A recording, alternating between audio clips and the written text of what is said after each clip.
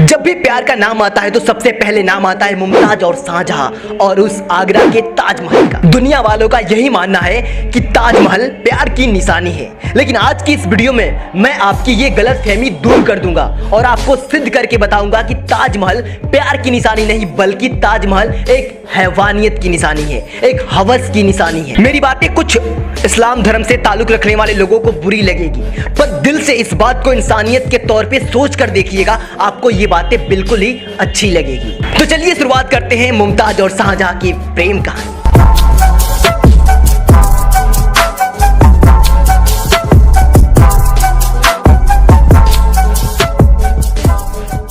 मुमताज और शाहजहां की कहानी में हमें यही बताया गया है कि शाहजहां मुमताज से बहुत ही ज्यादा प्यार करते थे और उनके मर जाने के बाद उनकी याद में उन्होंने ताजमहल बनवाया था। लेकिन इस कहानी में कितनी सत्यता है?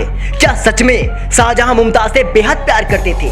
मुमताज और शाहजहां की कहानी में मैं आपको 4 फैक्ट ऐसे बताऊंगा जिसे जानने के बाद आप खुद तय कर पाएंगे कि क्या ताजमहल प्यार की निशानी है, क्या शाहजहां सच में मुमताज से बेहद प्यार करते थे। वो 4 पॉइंट को आप अपने दिल और दिमाग से सोच समझ कर महसूस कीजिएगा कि क्या सच में शाहजहां मुमताज से बेहद प्यार करते थे। पहला पॉइंट, मुमताज शाहजहां की चौथी बीवी थी, यानी उनकी 3 बीवी पहले से थी, उसके बाद उन्होंने चौथी शादी की थी। ऐसा पुरुष प्यार कर सकता है, वो प्यार की परिभाषा कभी नहीं जान सकता जो पुरुष एक स्त्री के रहते हुए भी 3 स्त्रियों के साथ संबंध बनाए। ऐसा पुरुष प्यार की परिभाषा कभी नहीं समझ सकता।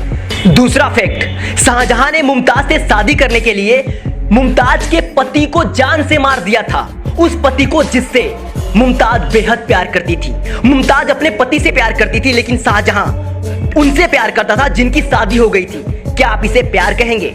तीसरा फैक्ट, शाहजहां ने मुमताज से 13 बच्चे पैदा किए। 13 बच्चे पैदा होने पर डॉक्टर ने उन्हें वार्निंग दी थी कि अब अगर 14वां बच्चा पैदा होता है तो मुमताज की जान जा सकती है, और ये निश्चित है कि 14वें बच्चे में मुमताज की जान चली जाएगी। ये बात बखूबी शाहजहां जानते थे कि अब उनकी बीवी अगर प्रेग्नेंट होती है, अगर अब मुमताज प्रेग्नेंट होती है तो उनकी जान चली जाएगी। ये बात जानते हुए भी 14वें बार प्रेग्नेंट हुई और 14वें बार उनकी जान चली गई। ये कैसा प्यार है कि अपने हवस की इच्छा पूर्ति करने के लिए अपनी बीवी, जिसे जान से ज्यादा प्यार करने का दावा करते थे मुमताज, उनकी ही जान ले लिए। चौथा फैक्ट यह है कि मुमताज के मरने के बाद ठीक उनके 1 महीने बाद ही मुमताज की छोटी बहन से शाहजहां ने शादी कर लिया।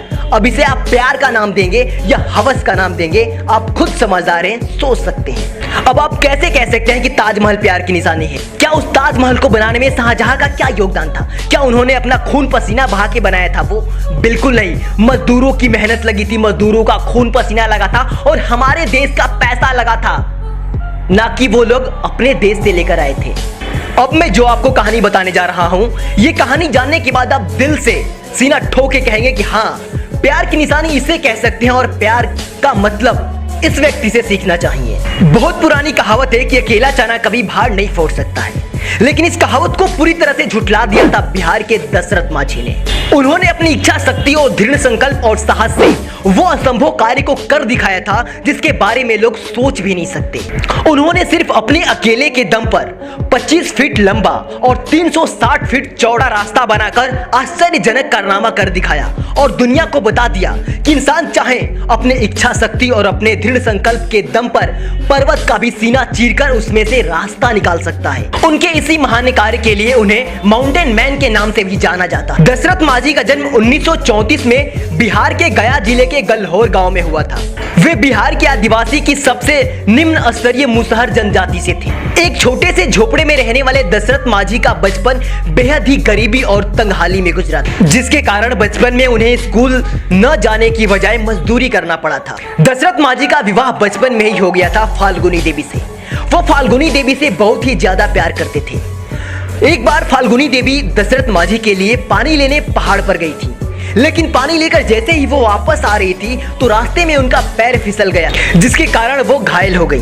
दुर्भाग्य से उन्हें डॉक्टरी सहायता नहीं मिल पाई क्योंकि उनके गांव से शहर की दूरी 80 किलोमीटर दूर थी और अस्पताल ले जाते वक्त डॉक्टरी उपचार न मिलने के कारण फाल्गुनी देवी ने रास्ते में ही अपना दम तोड़ दिया। दशरथ माझी को अपनी पत्नी की मृत्यु से उन्हें बहुत ही ज्यादा गहरा सदमा लगा और ऐसा हादसा किसी और के साथ ना हो, इसलिए दशरथ माझी ने पहाड़ का सीना चीरकर उसमें से रास्ता बनाने का निश्चय किया। उन्होंने अपनी बकरियों को बेचकर 1960 में पहाड़ को तोड़ना शुरू किया। वो 22 साल तक बिना रुके बिना थके लगातार पहाड़ को तोड़ते रहे। उन्होंने अपनी झोपड़ी भी पहाड़ के पास ही बना ली थी। अब लोग धीरे धीरे दशरथ माझी को पागल समझना भी शुरू कर दिए थे।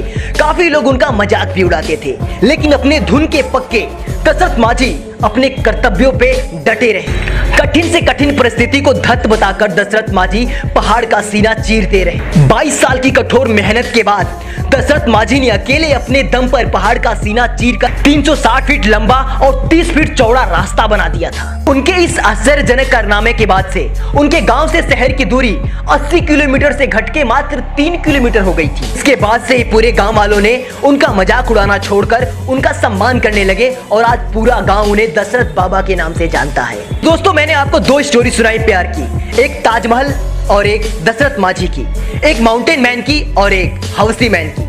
आपको इन दोनों की कहानी में किसके प्यार में सच्चाई दिखती है?